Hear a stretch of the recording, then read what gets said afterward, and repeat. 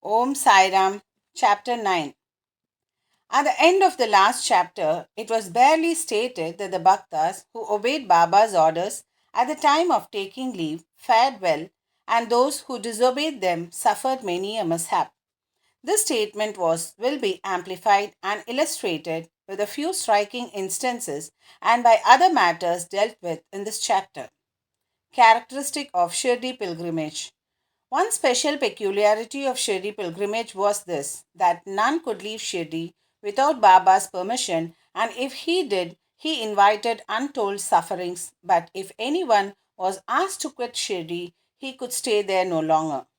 Baba gave certain suggestions or hints when Bhaktas went to bid goodbye and take leave.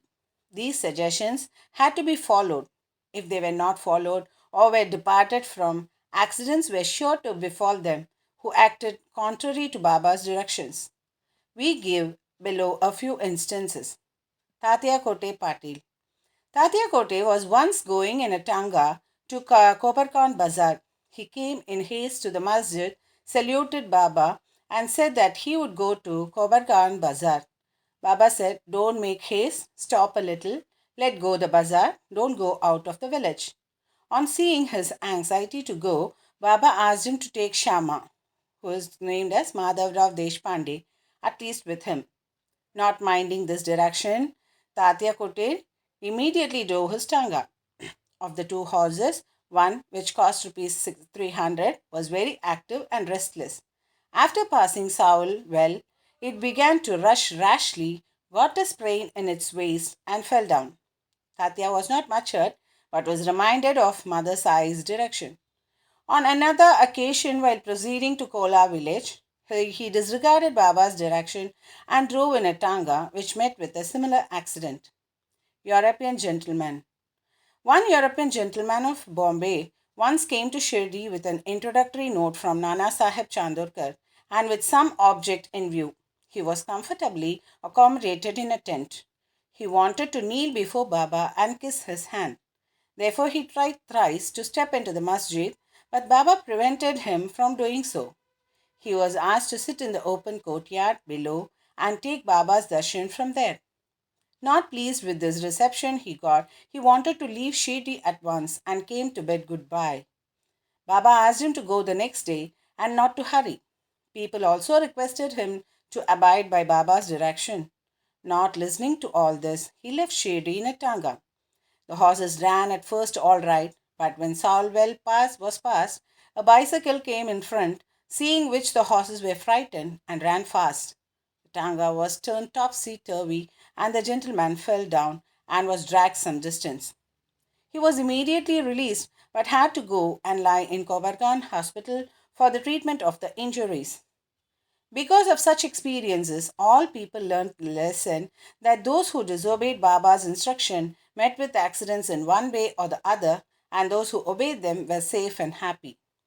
The necessity of mendicancy. Now, to return to the question of mendicancy, a question may arise in the minds of some that if Baba was such a great personage, God in fact, why should he have recourse to the begging bowl all his lifetime? This question may be considered and replied from two standpoints. One, who are the fit persons who have a right to live by the begging bowl? Our Shastras say that those persons who, getting rid of or becoming free from the three main desires, namely, first for progeny, second for wealth, third for fame, accept sannyas, are the fit persons to live by begging alms. They cannot make cooking arrangements and dine at home. The duty of feeding them rests on the shoulders of householders. Sai Baba was neither a householder nor vanaprastha. He was a celibate sannyasi, that is, sannyasi from boyhood. His firm conviction was that the universe was his home. He was the Lord Vasudeva, the supporter of the universe, and the imperishable Brahman. So he had the full right to have recourse to the begging bowl. Second, now from the standpoint of the first, that is Panchasun, that is the five sins and their atonement. We all know that in order to prepare foodstuffs and meals, the householders have to go through five actions or processes, namely, first, kandani, that is pounding, second, peshani, that is grinding, Third, Urakumbi, washing pots. 4. Marjani, sweeping and cleaning. 5. Chulli, lighting hearths. These processes involve destruction of a lot of small insects and creatures, and thus the householders incur a lot of sin. In order to atone for this sin, our Shastras prescribe 5 kinds of sacrifices, namely, first the Brahma Yajna, second the Veda Yayan, offerings to Brahman or the study of the Vedas. Third, Pitra Yajna, offerings to the ancestors. Fourth, Deva Yajna, offerings to the gods. Fifth, Bhuta Yajna, offerings to the beings. Sixth, Manushya Atiti Yajna, offerings to men or uninvited guests. If these sacrifices enjoined by the Shastras are duly performed, the purification of their minds is effected, and this helps them to get knowledge and self realization.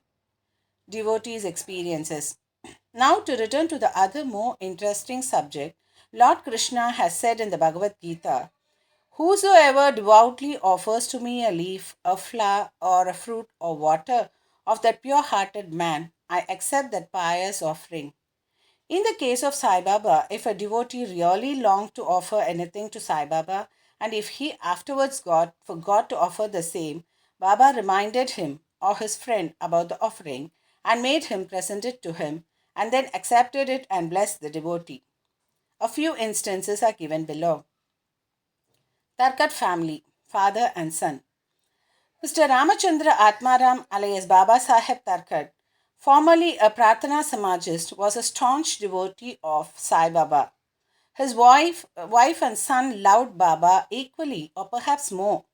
It was once proposed that Master Tarkat should go with his mother to Shirdi and spend his May vacation there, but the son was unwilling to go as he thought that in case he left his home at Bandra, the worship of Sai Baba in the house would not be properly attended to, as his father, being a Pratana Samajist, would not care to worship Sai Baba's enlarged portrait. However, on his father's giving an assurance of oath that he would perform the worship exactly as the son was doing, the mother and the son left for Shirdi on one Friday night. Next day, that is Saturday, Mr. Tarkat got up early, took his bath, and before proceeding with the puja, prostrated himself before the shrine and said, "Baba, I am going to perform the puja exactly as my son has been doing, but please let it not be a formal drill."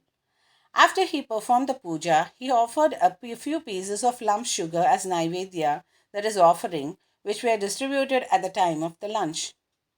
That evening and on Sunday, everything went on well.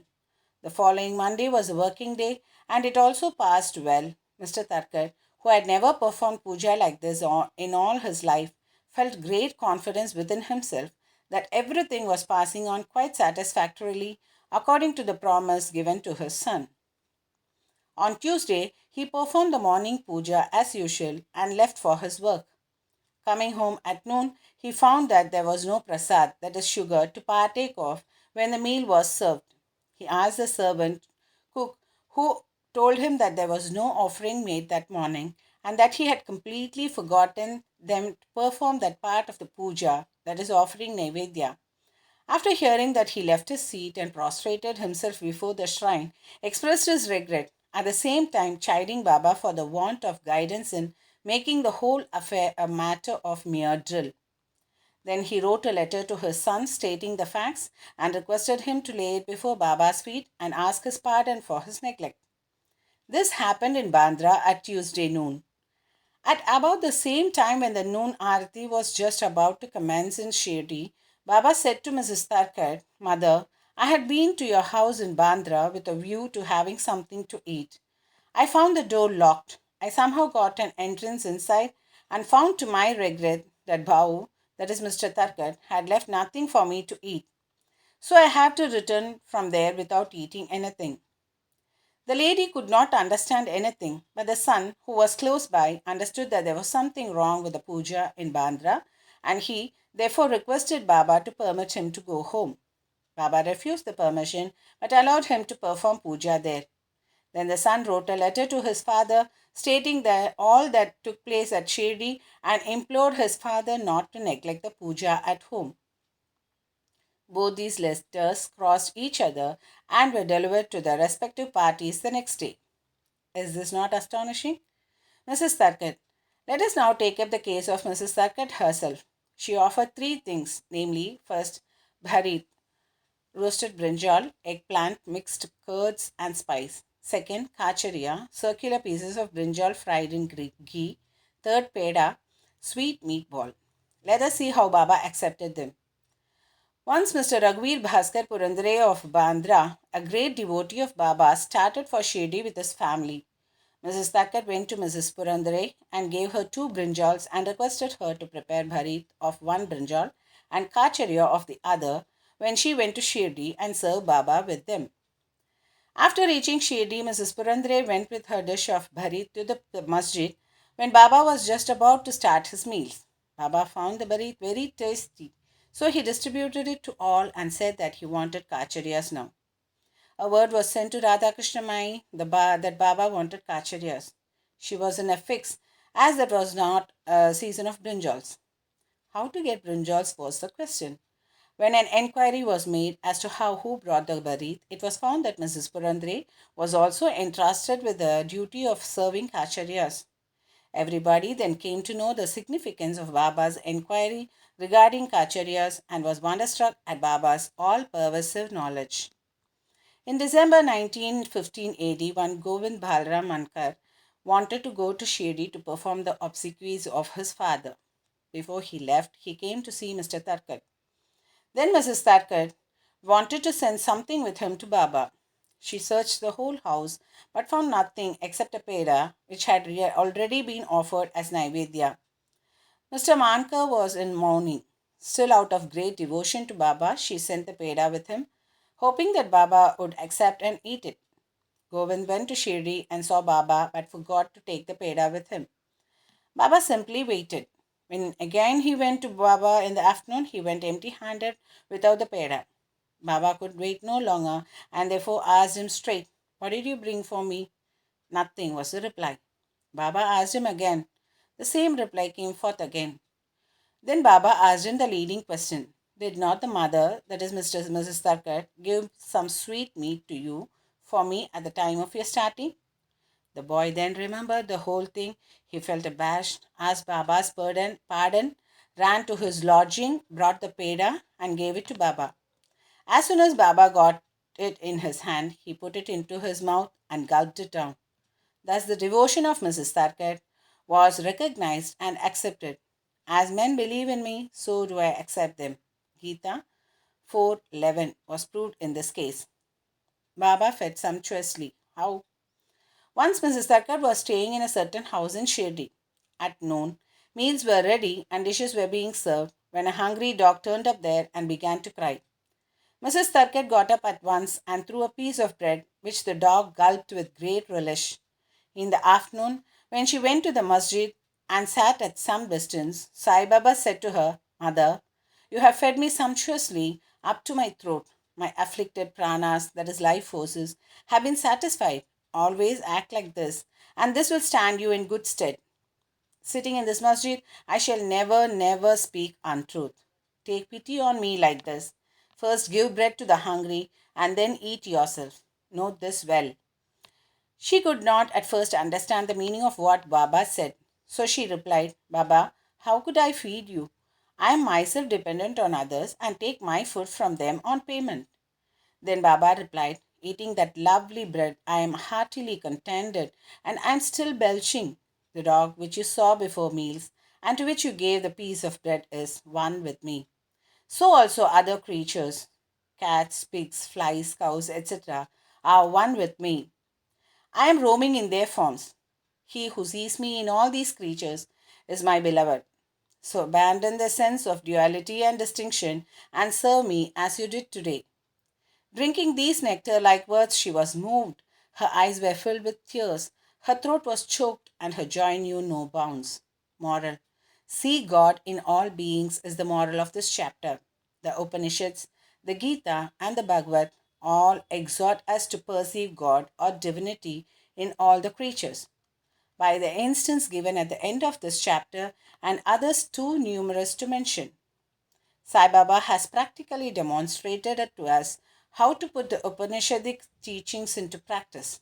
In this way, Sai Baba stands as the best exponent or teacher of the Upanishadic doctrines. Bow to Sri Sai, peace be to all. Om Sai Ram.